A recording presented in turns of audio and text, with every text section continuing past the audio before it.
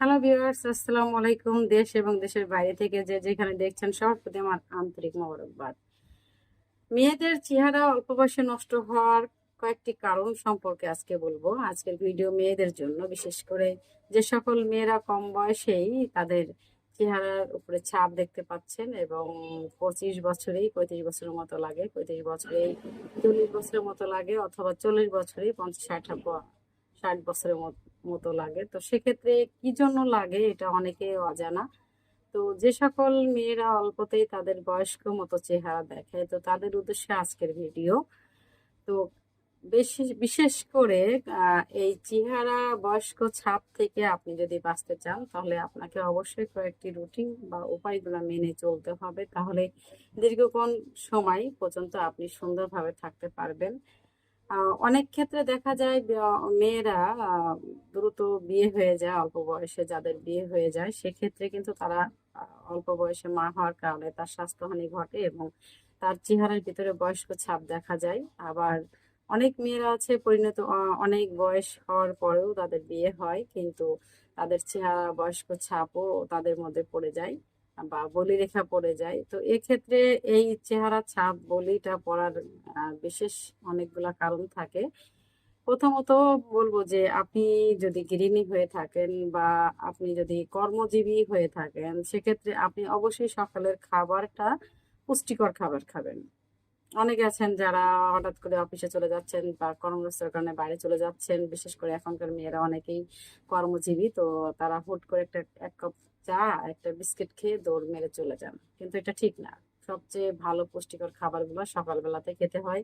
ঘুম থেকে ওঠার পরে আপনার শরীরে দীর্ঘক্ষণ খাবার না খাওয়ার ফলে যে শুষ্কতা বা রুক্ষতা সৃষ্টি হয়, এজন্য পর্যাপ্ত পরিমাণে আপনি ডিম, দুধ, কলা এবং সেই সাথে ফলমূলও রাখতে পারেন সকালের খাবার। অত্যাধিক পুষ্টিকর হলে আপনার সারা রাতের যে না খাওয়া দীর্ঘক্ষণ, এটা সাথে সাথে পূরণ হয়ে যাবে এবং আপনার মধ্যে একটা এনার্জি বা সারাদিন কাজের যে একটা স্পৃহা সেটা আপনি ফিরে পাবেন।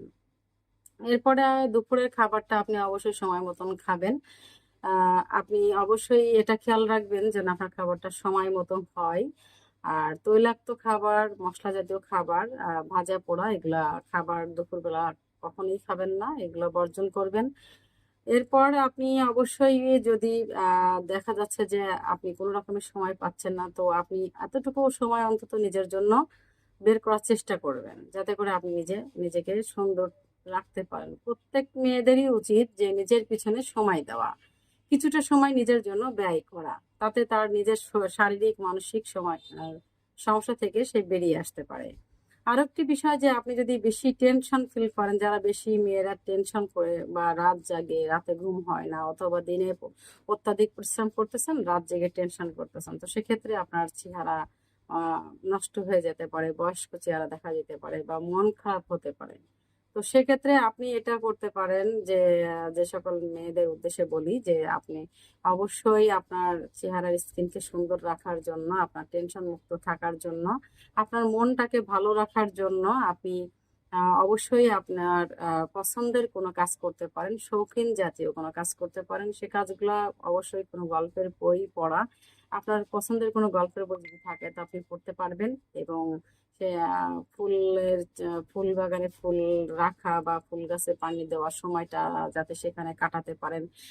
বা রোমান্টিক কোনো গান শোনা বা যে গান শুনলে আপনার মন ভালো হতে পারে সে ধরনের গান শোনা, বা ভালো কোনো প্রিয়জন বন্ধুর সাথে আপনার গল্প করে আন্ডারস্ট্যান্ডিং করা, সময়টি কাটানো।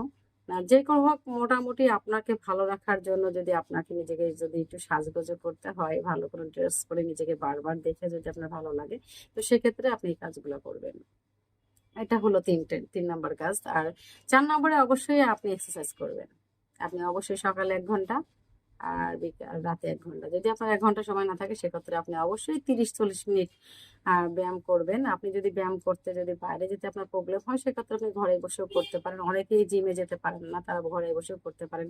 আর ব্যায়ামের মধ্যে সবচেয়ে সর্বোৎকৃষ্ট ব্যায়াম হচ্ছে আপনার হাঁটা।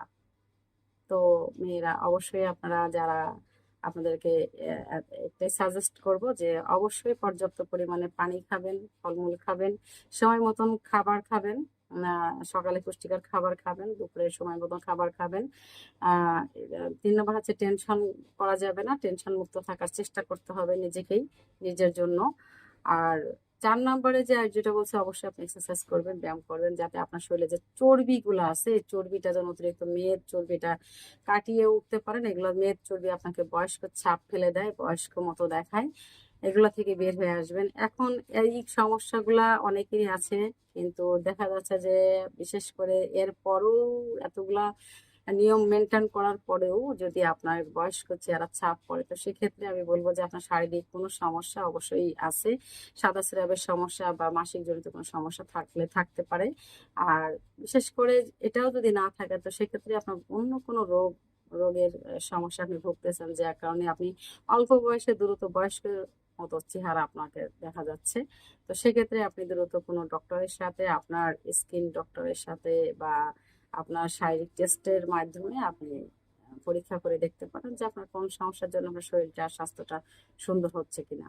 আসলে মেয়েরা নিজেদের প্রতি খুব কেয়ারফুল হতে পারে না, তারা তাদের সংসার এবং বাচ্চা নিয়ে খুব বেশি ব্যস্ত থাকার কারণে তাদের শারীরিক সমস্যাগুলো বেশি দেখা দেয়। তো বিশেষ মেয়েরা যদি তাদের প্রতি সচেতন হয়, নিজেদের প্রতি বেশি কেয়ারফুল হয়, তবে নিজের সৌন্দর্য অনেক দিন পর্যন্ত ধরে রাখতে পারে এবং বেশি বয়সেও তাকে কম বয়সে সুন্দরী দেখা যেতে পারে। ধন্যবাদ আপনাদেরকে।